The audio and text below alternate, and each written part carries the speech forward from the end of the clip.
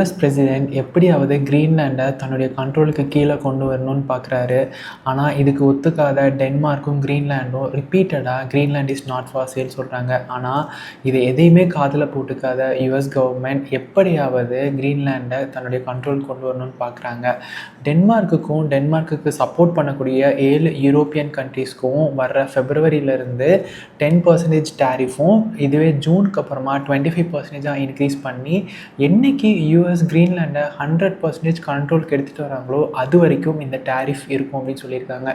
US ஏன் ஒரு பனிப்பாறையும் இருக்கக்கூடிய ஒரு ஐலாண்டுக்கு இவ்வளோ போராடணும், தன்னுடைய கண்ட்ரோலுக்கு எடுத்துகிட்டு வரணும்னு நினைக்கிறாங்க அப்படின்னு தெரிஞ்சுக்கிறதுக்கு நம்ம ஃபஸ்ட்டு கிரீன்லாண்டோடைய ஹிஸ்ட்ரியை தெரிஞ்சுக்கணும்.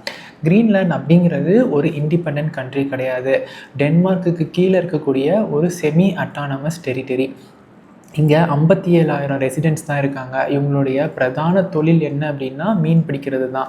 இதை தாண்டி ஒரு பெரிய பிஸ்னஸோ பெரிய இண்டஸ்ட்ரியோ இங்கே கிடையாது. ஆனாலும் யூஎஸ் ஏன் இந்த கிரீன்லாண்டை தன்னுடைய வசப்படுத்தணும்னு நினைக்கிறாங்க அப்படின்னா அதுக்கு 6 முக்கியமான காரணங்கள் இருக்குது எனக்கு தெரிஞ்சு. அதில் முதல்ல இம்பார்ட்டண்ட்டான விஷயம் இங்கே இருக்கக்கூடிய ரேர் எர்த் மினரல்ஸ் தான். இன்றைக்கி இருக்கக்கூடிய லேட்டஸ்ட் டெக்னாலஜிஸ் எல்லாத்துக்குமே இந்த மினரல்ஸ் ரொம்ப ரொம்ப இம்பார்ட்டண்ட். நீங்கள் ஏஐ ஹார்ட்வேர்ஸாக இருக்கலாம், அதே மாதிரி இவி இண்டஸ்ட்ரீஸ், ஃபைட் ஜெட்டஸ் மேனுஃபேக்சரிங், மிசைல்ஸ்ன்னு சொல்லிட்டு எல்லா லேட்டஸ்ட் டெக்னாலஜிஸ்க்கும் இது ரொம்ப ரொம்ப இம்பார்ட்டன்ட். இன்றைக்கி சைனா தான் 60 to 70% குளோபல் சப்ளை பண்ணிகிட்ருக்காங்க. ஒன்ஸ் சைனா இந்த சப்ளையை ஸ்டாப் பண்ணாங்கன்னா மொத்த இண்டஸ்ட்ரீஸுமே ஃப்ரீஸ் ஆகிடும்.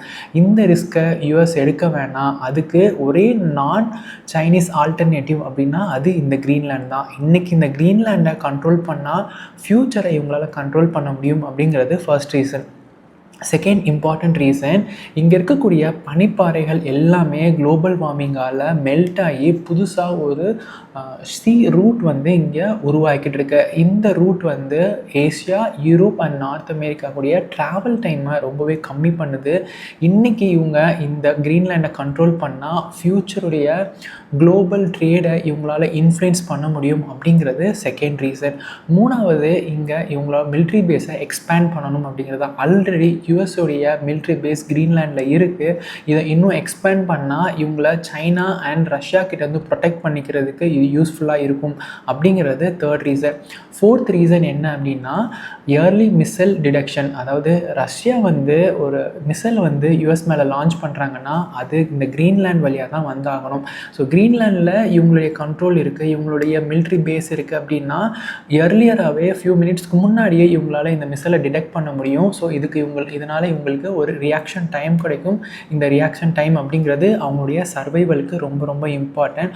ஸோ கிரீன்லாண்ட் அப்படிங்கிறது அவங்களுக்கு ஒரு இன்சூரன்ஸ் மாதிரி. ஸோ கண்டிப்பாக அவங்களுக்கு இந்த கிரீன்லாண்ட் வேணும் அப்படிங்கிறதுக்கான ஃபோர்த் ரீசன் இது. ஃபிஃப்த்து ரொம்பவே இம்பார்ட்டண்ட்டான ரீசன் என்ன அப்படின்னா Arctic sky and space control. US கிரீன்லாண்டை கண்ட்ரோல் பண்ணுறது மூலியமாக ஆர்டிக் ஏர் ஸ்பேஸை மானிட்டர் பண்ண முடியும், சேட்டிலைட்ஸை ட்ராக் பண்ண முடியும், அதே மாதிரி இவங்களுடைய ஸ்பேஸ் டிஃபென்ஸ் சிஸ்டத்துக்கு சப்போர்ட் பண்ண முடியும். இது இவங்களுடைய ஃபிஃப்த் ரீசன். சிக்ஸ்த் ரீசன் என்ன அப்படின்னா நேட்டோவுடைய நார்தர்ன் ஷீல்டையும் இவங்க கண்ட்ரோல் பண்ண முடியும். அது ரொம்ப ரொம்ப இம்பார்ட்டன்ட். ஸோ இந்த 6 காரணத்துக்காக தான் யூஎஸ் எப்படியாவது கிரீன்லாண்டை கண்ட்ரோல் பண்ணணும்னு நினைக்கிறாங்க. கிரீன்லாண்ட் அப்படிங்கிறது இனிமேல் மேப்பில் ஒரு ஓரத்தில் இருக்கக்கூடிய ஒரு ஐலாண்ட் கிடையாது. ஃப்யூச்சரை கண்ட்ரோல் பண்ணக்கூடிய ஃப்யூச்சர் கண்ட்ரோல் ரூமே இந்த கிரீன்லாண்டு தான். ஸோ என்ன நடக்க போகுது அப்படிங்கிறத நம்ம வெயிட் பண்ணி தான் பார்க்கணும்.